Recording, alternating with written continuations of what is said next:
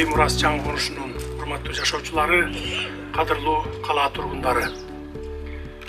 Бүгүн сиздердин конушка жакшы саамалык менен келип, жаңы мектептин пайдубалын түптөп, мезгил кутучасын салууга чогулуп отурабыз. Сиздердин конуш 2005 жылы түптөлгөн экен. Ошондогу жаңы төрөлгөн балдар мына быйыл 17-ге чыгышты. Ошол балдардын баары шаардын ар кайсы жерине барып окуганга аргасыз болуп келди. Айрым ата-энелер балдары мектепке барып келгиче сарсанаа тартып, азап чегишсе, айрымдары балдарын мектептерине өздөрү ташып, убара болуп келишкени талашсыз. Убакыттар өтүп, орнуна жоголуп калган конушуңарда бүгүнкү күндө 7000ге чукул адам жашайт экен. Демек, учурда сиздердин конушта орто эсеп менен 1350 орунду мектепке муктаждык бар. Бүгүн биз дал ушул маселени чечели деп келип отурабыз. Бул иш-чара сиздер үчүн дагы, биз үчүн дагы албетте чоң кубаныч. Биринчиден, балдарыбыз үчүн шарт түзүлүп жатат. Буюрса, мындан ары балдардын баары өзүңүздөрдүн мектептен билим алып калышат. Убаракерчилик жоюлуп, жол киреге кеткен каражатыңар дагы үнөмдөлөт. Мына Бишкек мэриясы күзгө чейин бүтүрүүгө бардык аракеттерди жумшайбыз деп убадасын берип жатат. Курулушту өзүм да көзөмөлгө аламын. Сентябрдын 15-inde балдар окууга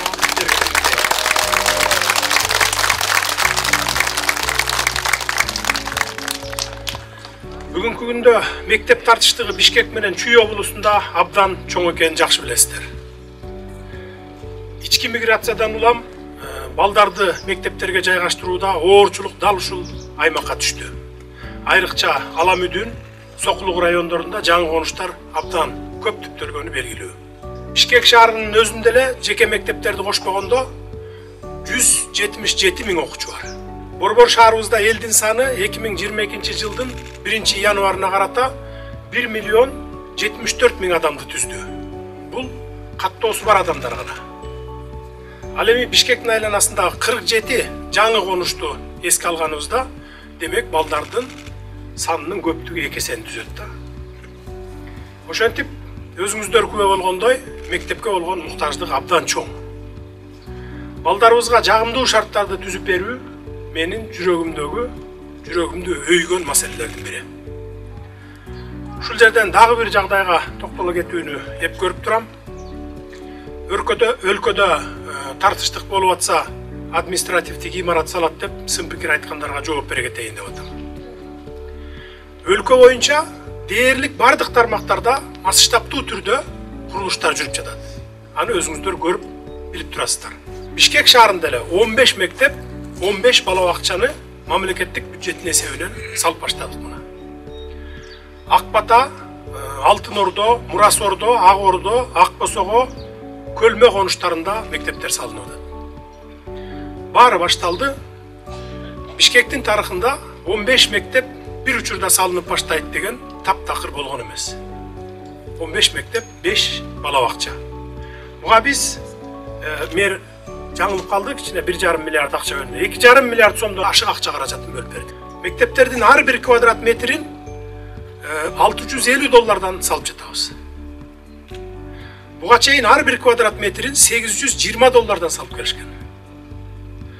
Акыркы 10 жылда республика боюнча канча мектептер курулган болсо, ар бир квадрат метринен $170 кемитип коюңуздар, канча сумма чыгат экен? $100 миллион чыгат. Эгер 300 мектеп салынган болсо, $200 миллион ортодо желип кеткен деген сөз да. Анын баарын жеп жүрүшкөн да. Эгерде ошол жебей бүгүнкү күндө 650дөн сала турган болсо, дагы 200 мектеп түшүп калмакта. Жалпы республика боюнча. Жалпы өлкө боюнча айрым айылдарда абдан эскилиги жеткен социалдык имараттар дагы деле бар. Аны моюнга алышыбыз керек. Алардын баарын тактап чыгууга мен тапшырма бергенмин. Госстрой иштеп атат бул боюнча. Архитектор и администрация болуп алып келет. Кудай буюрса, жакынкы 3-4 жылдын ичинде бүт Кыргызстан боюнча мектептерди, социалдык объектилердин бардыгын жаңыртабыз. Буюрса, быйыл айлык пенсия, жөлөк пул баарын сезилерлик кылып көтөрөбүз. Жылдын аягына чейин социалдык чөйрөгө бюджеттен 111 миллиард сом каралган. Андан тышкары социалдык чөйрөдөгү маяналарды көтөрүүгө кошумча 26 миллиард сом таап жатабыз.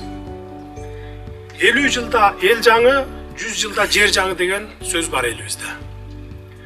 Шаарыбызга көрк кошкон имараттар көп болсо дейбиз. Биз администрациялык имарат эле эмес, өтө чоң курулуштарды баштоого ниеттенип жатабыз. Кудай буйрса, ушул жылы Камбар ата 1 КЭСинин курулушун баштайбыз. Борбор кала демекчи, бүгүн Бишкек шаарынын күнү. Учурдан пайдаланып баарыңыздарды шаарыбыздын майрамы менен куттуктаймын.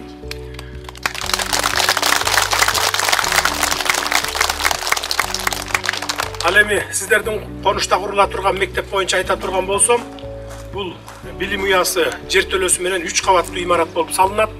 Наркы 200 миллион сом. Урматтуу мекендештер, ушул жерден сиздерге бир нерсе айта кетейин. Мектеп менен мугалимден акча аяган мамлекет акчасын түрмөлөрдү салганга жумшап калат дейт.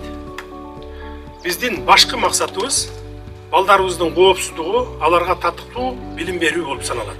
Ошондуктан мындан ары акчабыздын көпчүлүк бөлүгүн мектептер менен мугалимдерге жумшайбыз.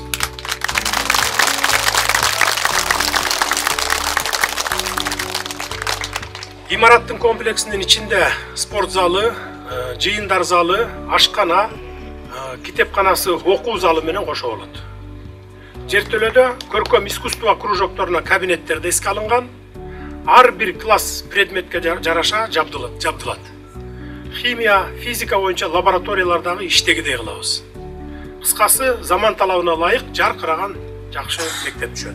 Буюрса, үзүндө ушул мектептин ачылышы менен куттуктап, дагы бир жолу келип кетели. Ак жолтой мектептерден болсун, жамы кыргыз журтуна дүйнөгө төбөсү көрүнгөн балдар чыксын.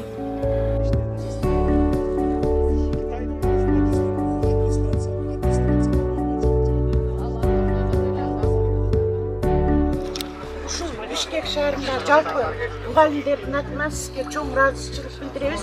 Биздин айлыгыбызды ушунчалык көбөйтүп мынакей.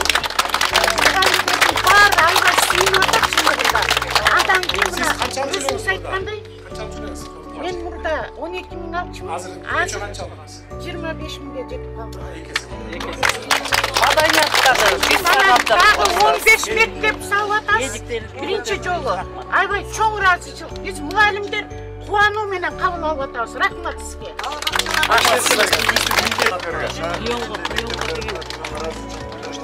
Себеби биздин 76 мектеп лицей шаардын так чордонунда турат. Ушул көптөгөн жылдардан бери ремонт болбой жүрдү эле. Сиздин жолуңуз ак экен. Бул элдин атынан, ата-энелердин атынан, мугалимдер жамаатынын атынан айткым келип атат.